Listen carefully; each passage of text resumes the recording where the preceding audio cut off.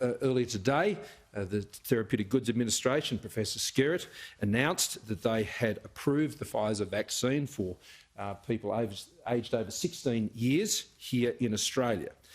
I note that this is not an emergency approval, as has been done in some other jurisdictions around the world. This is a formal approval under the ordinary processes of the TGA. And we are one of the first countries in the handful of countries to have gone through that comprehensive and thorough process here in Australia to ensure the approval of that vaccine. Now, their work will continue, as it has been in parallel, regarding the AZ vaccine as well, and we look forward to their thorough work, but also their timely work, as they've demonstrated in getting us to where we are today on Pfizer. Now, we remain on track to have those vaccines in Australia and ready to go from very small beginnings, I should stress, very small beginnings. Starting small, we scale up, as we outlined in the plan that we advised to you some weeks ago. We're more looking at late February than mid-February now, because of the challenges that we've seen in the production and delivery for both AZ and Pfizer around the world. You'll be very aware of the situation and the pressures that we're seeing globally.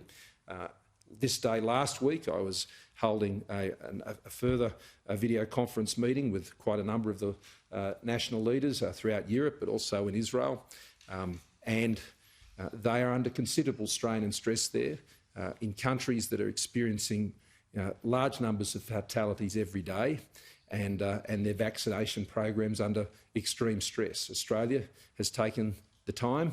We've been watching and learning from the experience overseas, and so we remain within the guardrails of the time frame that we set a few weeks ago, but obviously that is going to continue to come under challenge for events and circumstances that exist well beyond our shores.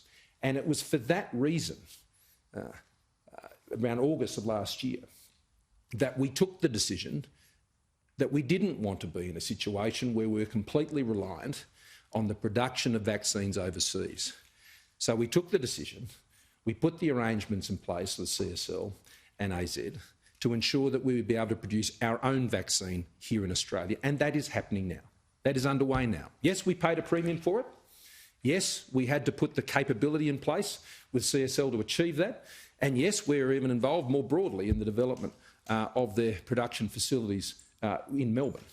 But that was the right decision for Australia, because as much as you can, you want to be able to control as many things as you can in this country when dealing with COVID-19.